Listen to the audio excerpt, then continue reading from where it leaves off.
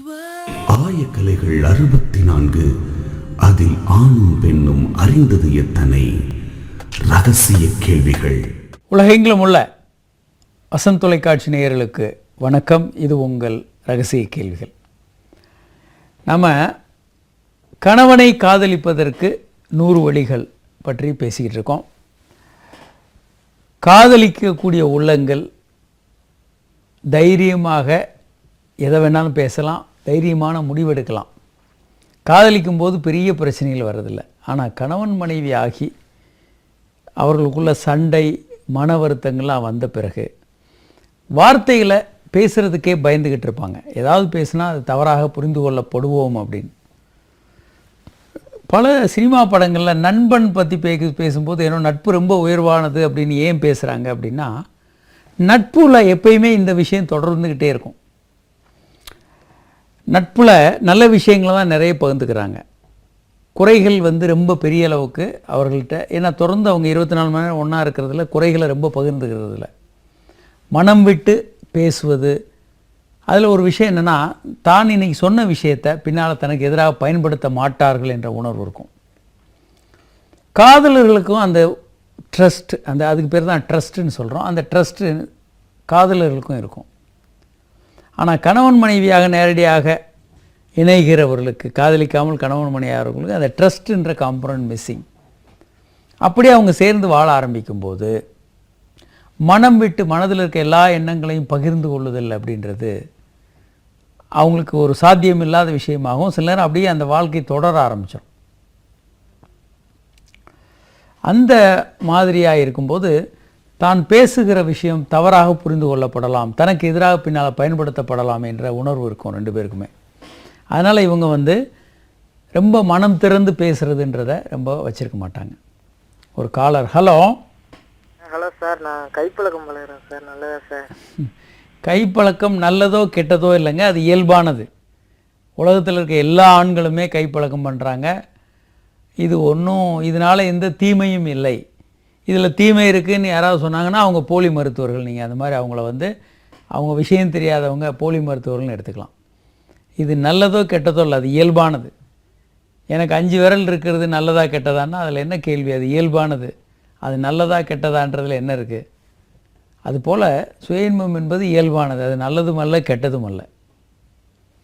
சரி, இப்போது கணவனும் மனைவியும் எப்படி இருக்க வேண்டும்னு பேசிகிட்ருக்கோம். ஒருத்தர் கரங்களில் இன்னொருத்தர் தூங்குங்க, இருங்க. சினிமா படங்களில் காதலன் காதலியை தூக்கிட்டு இருக்கிறத பார்க்குறோம். அந்த மாதிரி சாத்தியமுள்ள நேரங்களெல்லாம் அப்படி இருங்க, க்ளோஸாக இருங்க, காதலிங்க. கணவருடைய கரங்களில் படுத்துருங்க. தூக்கத்தில் பெட்டில் ஒன்றா படுக்கும்போது தனித்தனியாக படுக்காதீங்க. இதுக்கு நம்ம முன்னாலே சில விஷயங்களை சொல்கிறோம். நீங்கள் தாம்பத்திய உறவை இன்க்ரீஸ் பண்ணுறதுக்கு ட்ரெஸ்ஸை ரிமூவ் பண்ணி ஒன்றா படுத்திங்கனாலே உங்கள் உறவு அதிகமாகும்னு சொல்கிறோம். ஏன்னா உங்கள் கை ஒரு ட்ரெஸ் இல்லாத உடம்புல படும்போதே உங்களுக்குள்ளே இருக்க ஹார்மோன் நிறைய சுரக்குது. ஆக்சிடோசின் போன்ற ஹார்மோன்கள் சுரக்குது. செக்ஸ் தூண்டப்படுகிறதுன்னு கண்டுபிடிச்சிருக்காங்க விஞ்ஞானிகள். நீங்கள் முழு ட்ரெஸ்ஸோடு படுத்திங்கன்னா செக்ஸ் வேணான்னு மறுக்கிறீங்கன்னு அர்த்தம். ட்ரெஸ் இல்லாமல் 2 பேரும் படுத்திங்கன்னா அவங்களுடைய செக்ஸ் ஃப்ரீக்குவன்சி ரொம்ப அதிகமாகும். அவங்களுடைய க்ளோஸ்னஸ், அவங்களுடைய நெருக்கம், அன்பு பல மடங்கு அதிகமாக இருக்குன்றதை நம்ம பார்க்க முடியும். அதனால் எப்போதெல்லாம் சாத்தியமோ அப்போதெல்லாம் கணவனுடைய கரங்களில் தூங்குங்க, தவழுங்கள். அது ரொம்ப முக்கியம். அடுத்து முக்கியமான பாயிண்ட் என்னென்னா, உங்கள் கணவருக்கு மரியாதை கொடுங்கள். அது ரொம்ப ரொம்ப ரொம்ப முக்கியம். கணவனுக்கு மரியாதையும் மனைவிக்கு அன்பும் கொடுக்கணுன்றது ரொம்ப பேசிக் ரூல்.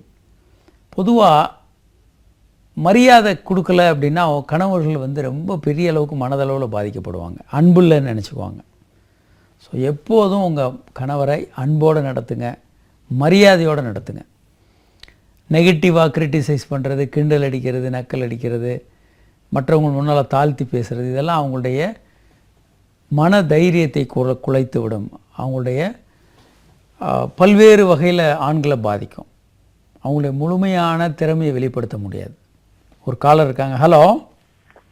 சார் வணக்கம் சார். வணக்கம். யார் எங்கேருந்து பேசுகிறீங்க சார்? சார் நான் சாத்தூர்ல இருந்து சண்முகம் பேசுறேன். சண்முகம் சொல்லுங்கள். சார் நான் ஒரு 4 மாசத்துக்கு முன்னாடி ஒரு இன்னும் தெரியாத ஒரு பெண்ணிட்ட வந்து உடலுறவு வச்சுக்கிட்டேன். காண்டம்ஸ் இல்லாம. சரி.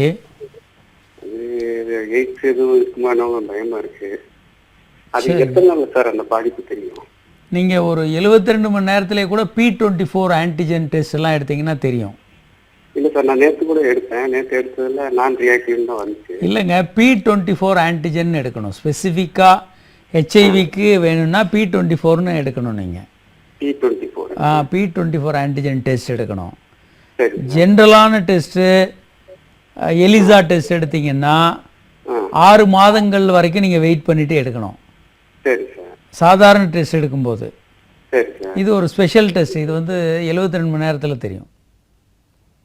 ரெண்டாவது, என்ன சூழ்நிலை ஏற்பட்டாலும் இந்த மாதிரியான தவறுகளை வாழ்க்கையில் பண்ணவே பண்ணாதீங்க.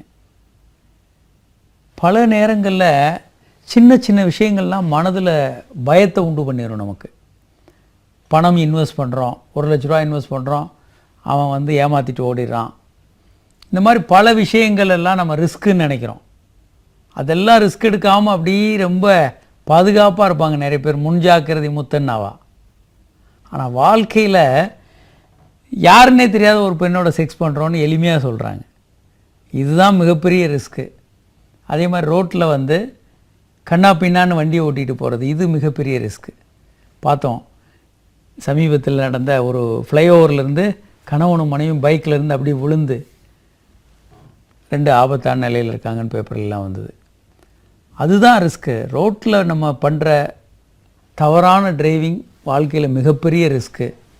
அடுத்து தவறான செக்ஷுவல் ஆக்டிவிட்டீஸ் வந்து மிகப்பெரிய ரிஸ்க்கு. இதில் என்னென்னா, இந்த 2 விஷயத்துலையுமே நாம் அறிஞர்கள், விவரம் அறிந்தவர்கள் அப்படின்னு நினைக்கிறவங்களும், படித்தவர்களும், வசதி படைத்தவர்களுமே இது 2லையுமே இந்த 2 தப்பையுமே செஞ்சிட்ருப்பாங்க.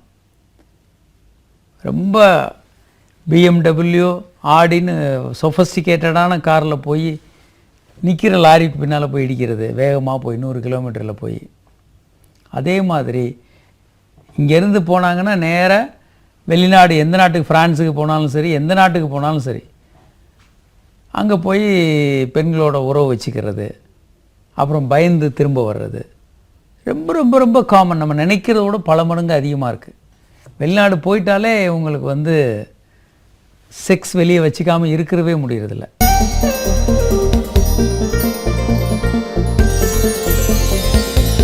ரகசிய கேள்விகள் இடைவேளைக்கு பின் தொடரும்.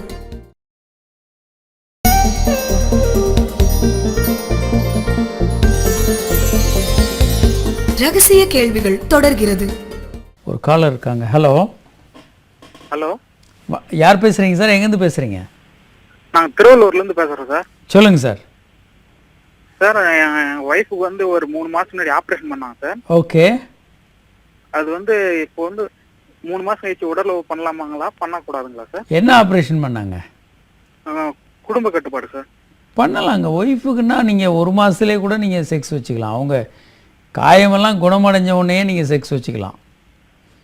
Okay sir. 3 மாதம் ஆன பிறகு செக்ஸ் வச்சுக்கலாமா சார்? கண்டிப்பாக வச்சுக்கலாங்க, ஒரு பிரச்சனை இல்லை. உங்களுக்கு கருத்தடை பண்ணியிருந்தால் தான் விந்து டெஸ்ட் எடுக்கணும். 3 முறை விந்து டெஸ்ட் எடுக்கணும். உங்களுக்கு கருத்தடை பண்ணியிருந்தா அந்த விந்து குழாய்களில் வந்து விந்தணுக்கள் இருந்துக்கிட்டே இருக்கும்.